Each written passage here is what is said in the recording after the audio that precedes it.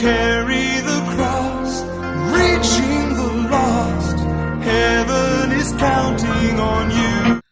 Ang Biblia, Cebuano, gikan sa unang libro ni Moses, Genesis, Kapitulo 1. Sa sinugdan gibuhat sa Dios ang mga langit ug ang yuta. Ug ang yuta awaaw ug walay sulod. Ug ang kangitngit diha sa ibabaw sa naong sa kahiladman.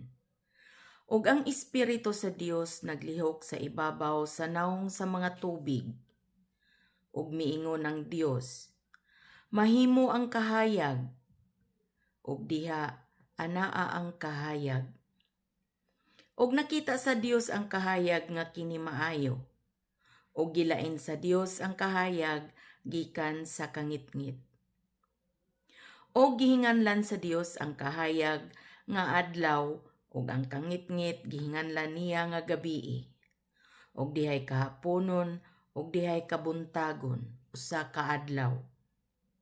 Ug miingon ang Dios, mahimo ang usa ka hawan sa taliwala sa mga tubig. Ug pagabahino niini ang mga tubig gikan sa mga tubig. Ug gibuhat sa Dios ang hawan ug gilain ang mga tubig nga diha sa ilalom sa hawan gikan sa mga tubig nga diha sa ibabaw sa hawan. Ug nahimo kini. Ug gihinganlan sa Dios ang hawan nga langit. Ug dihay kahaponon ug dihay kabuntagon adlaw nga ikaduha. Ug miingon ang Dios, matingob ang mga tubig nga anaa sa ilalom sa mga langit ngadto sa usa ka dapit ug tumungha ang yuta nga mamala. Ug nahimo kini. Ug ang mamala nga dapit gihinganlan sa Dios nga yuta. Ug ang katilingban sa mga tubig iyang gihinganlan nga mga dagat. Ug nakita sa Dios nga kini maayo. Ug miingon ang Dios, magpaturok ang yuta og balili, talamnon nga magahatag og binhi, ug himunga nga mga kahoy nga magahatag og bunga ingon sa ilang matang diin anaa kaniya ang iyang binhi sa ibabaw sa yuta. Ug nahimo kini. Ug ang yuta nagpaturok og balili, talamnon nga nagahatag og binhi ingon sa ilang matang, ug mga kahoy nga nagahatag og bunga nga maoy binhi niini. Ingon sa ilang matang ug nakita sa Dios nga kini maayo. Ug dihay kahaponon ug dihay kabuntagon adlaw nga ikatulo. Ug miingon ang Dios, mahimo ang mga kahayag sa hawan sa langit aron sa pagbulag sa adlaw gikan sa gabii. Ug himua sila nga alang sa mga ilhanan, ug alang sa mga panahon, ug alang sa mga adlaw, ug sa mga katuigan. Ug himua sila nga mga kahayag sa hawan sa langit aron sa paghatag og kahayag sa ibabaw sa yuta. Ug nahimo kini.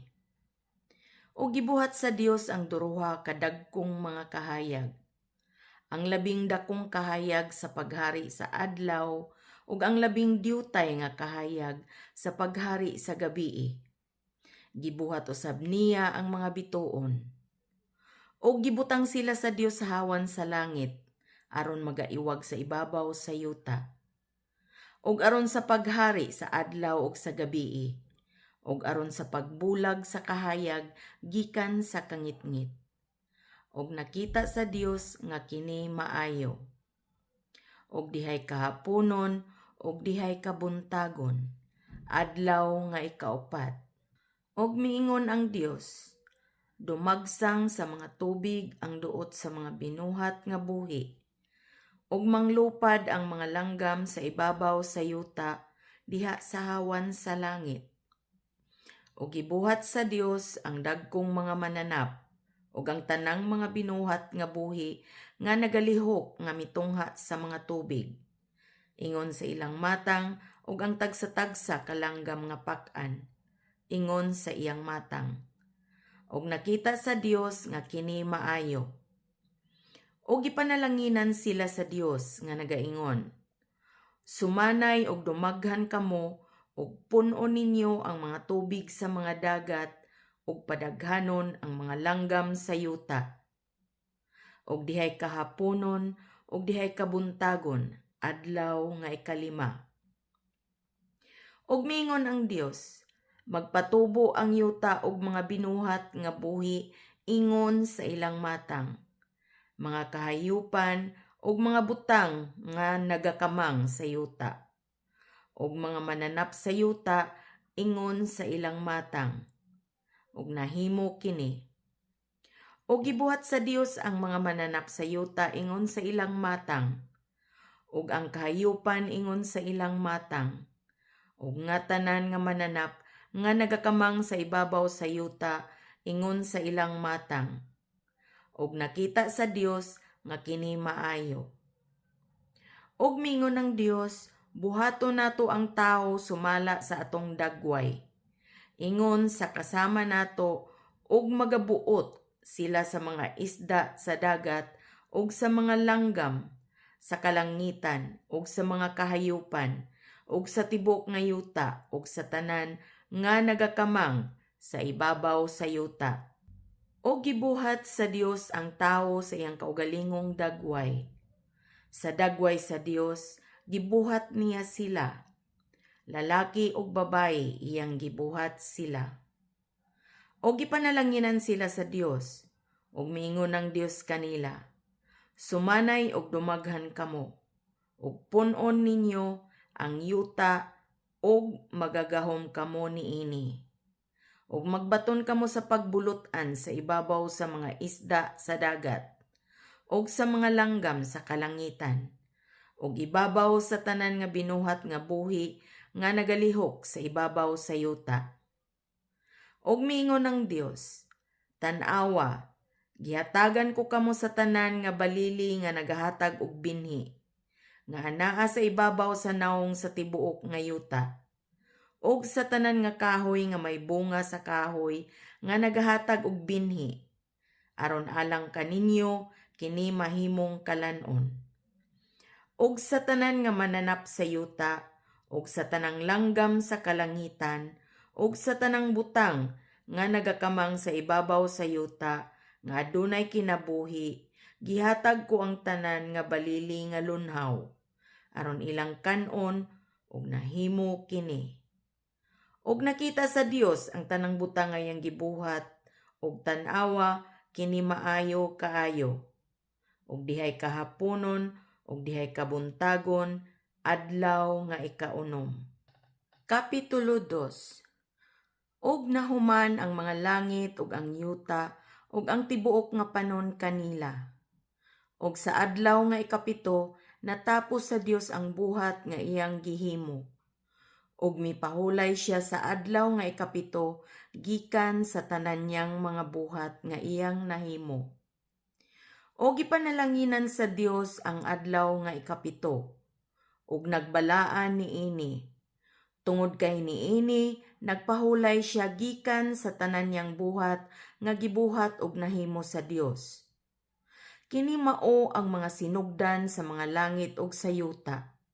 Sa pagbuhat kanila sa adlaw nga si Jehovah nga Dios naghimo sa yuta ug sa langit. Ug wala pay tanom sa kapatagan nga diha sa ibabaw sa yuta.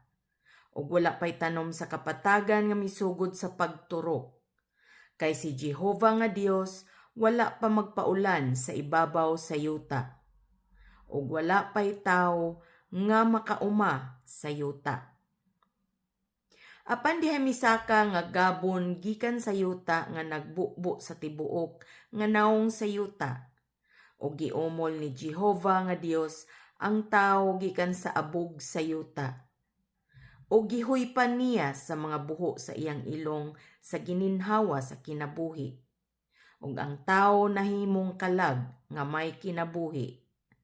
Og si Jehovah nga Dios nagbuhat og usa ka tanaman sa silangan sa Eden. Og gibutang niya didto ang tawo nga iyang giumol. Og nagpaturok si Jehovah nga Dios gikan sa yuta sa tanan nga kahoy, nga makapahimuot sa igtatanaw, ug maayo nga kalanon, ug ang kahoy usab nga sa kinabuhi diha sa taliwala sa tanaman, ug ang kahoy sa pag-ila sa maayo ug sa dautan. Og migula gikan sa Eden ang usa ka suba sa pagtubig sa tanaman og gikan didto nabahin kini og nahimong upat ka mga sanga. Ang ngalan sa usa Pison. Kini mao ang nagaliko sa tibuok nga yuta sa habila nga didto adunay bulawan. Og ang bulawan ni adtong yutaa maayo. Didto usab may bidilyo og onyx nga bato. Og ang ngalan sa ikaduha ka suba, Gihon. Kini mao ang nagalikos sa tibuok nga yuta sa Ethiopia. Og ang ngalan sa ikatulo ka suba, Hidekel. Kini mao ang nagapadulong ngadto sa atbang sa Assyria. Og ang ikaupat ka suba mao ang Euphrates. Og gikuha ni Jehovah nga Dios ang tao o gibutang siya sa tanaman sa Eden aron kini iyang atimanon ug bantayan. Og si Jehovah nga Dios nagsugo sa tao nga nagaingon, makakaon ka sa tanan nga kahoy sa tanaman. Apan sa kahoy nga sa pag-ila sa maayog sa dautan, dili ka magkaon niini. Kay sa adlaw nga mukaon ka niini, mamatay ka gayod. Og miingon si Jehovah nga Dios, dili maayo nga ang tao mag-inusara. Pagabuhatan ko siya og katabang nga angay kaniya.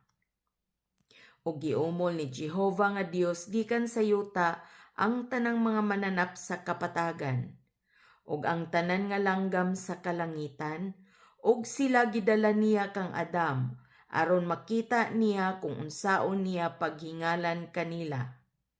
Og ang tanan nga gihinganlan ni Adam sa mga mananap nga buhi, kana mao ang ngalan niini. Og gihatagan ni Adam og mga ngalan ang tanan nga kahayupan, og ang mga langgam sa kalangitan, og ang tanan nga mga mananap sa kapatagan. Apan alang kang Adam, walahing kaplagan nga katabang nga angay kaniya. Og gipahinanok ni Jehovah nga Dios si Adam, og nakatulog siya. Unya mikuha siya og usa sa iyang mga gusok og gitakpan niya ang unod sa dapit niini. Og ang gusok nga gikuha ni Jehovah nga Dios gikan sa tao, gibuhat niya nga usa ka babayi. Og iyang gidala siya ngadto sa lalaki. Og miingon si Adam, kini mao karon ang bukog sa akong mga bukog og unod sa akong unod. Siya paganganlan nga babaye, kay gikuha siya gikan sa lalaki. Tungod niini ang lalaki magabiya sa iyang amahan ug sa iyang inahan, ug muipon siya sa iyang asawa ug sila mahimong usa ka unod. Ug silang duruha mga hubo, si Adam ug ang iyang asawa, ug sila wala mga ulaw.